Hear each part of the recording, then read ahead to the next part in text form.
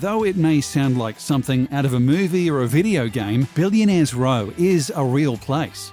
In Manhattan, around the southern end of Central Park on 57th Street, you'll find a series of super tall skyscrapers called Billionaires Row. Each of these buildings are at least 300 meters or 1,000 feet tall, and each one boasts some of the most expensive living spaces in the world. Technically, all of these places are apartments, but realistically, these so-called apartments are way bigger than yours and far more luxurious than even most mansions. Billionaires Row are where the super rich elite hang their head when hustling and bustling about one of the most important cities on the planet. So, who lives in Billionaires Row? Nobody you personally know, that's virtually a guarantee, but you've at least heard of these people. For example, the founder of Dell Technologies, Michael Dell, resides on Billionaires Row.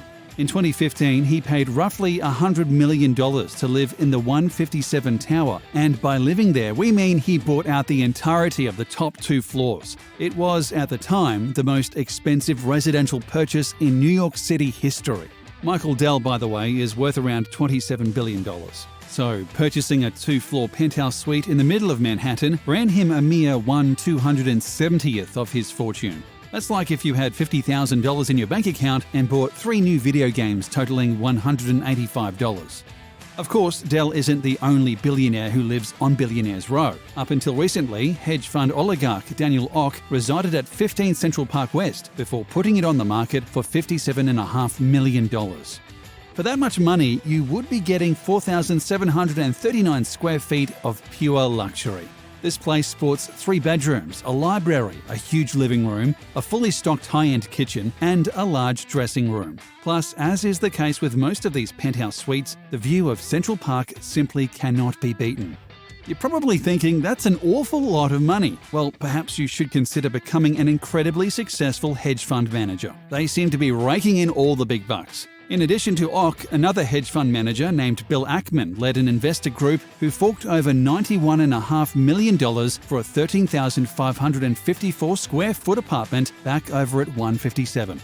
This apartment features 6 bedrooms, 6 bathrooms, 2 half bathrooms, and a winter garden enclosed in 50 feet of glass. Does that sound intriguing? Well, you might be able to buy it. Ackman does not seem interested in actually living there. In fact, he confessed that his main motive for buying it was fun, and that flipping it for profit is a definite possibility. Yes, a billionaire hedge fund manager paid $90 million for a luxury apartment because he had nothing better to do. Let the hate flow through you. Give in to the dark side. The list goes on. In 2016, Saudi Arabian retail guru Fawaz Al-Hakair paid almost $88 million for a top-floor penthouse at 432 Park Avenue. Amazingly, he got a bargain, as the sellers were hoping for $95 million. Let's move on to another building on the row, 220 Central Park South.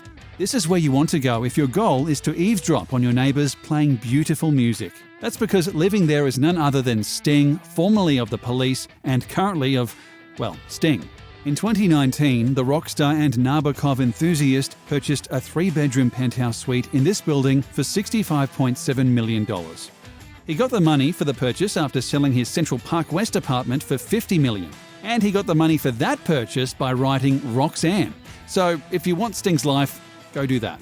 Or perhaps you want Ken Griffin's life. Yet another hedge fund manager, Griffin absolutely obliterated Michael Dell's purchasing record in January 2019. He moved into 220 Central Park South and bought out 3 entire floors in the process. This cost him an incredible $238 million, which is almost a risk considering he's only worth $12 billion. Go big or go home, apparently, or in this case, go to a smaller home. Details are scarce on what exactly is in Griffin's new home, but come on, it's 3 entire floors in one of the most prestigious and expensive buildings in Billionaires Row. It's comfortable, to say the least.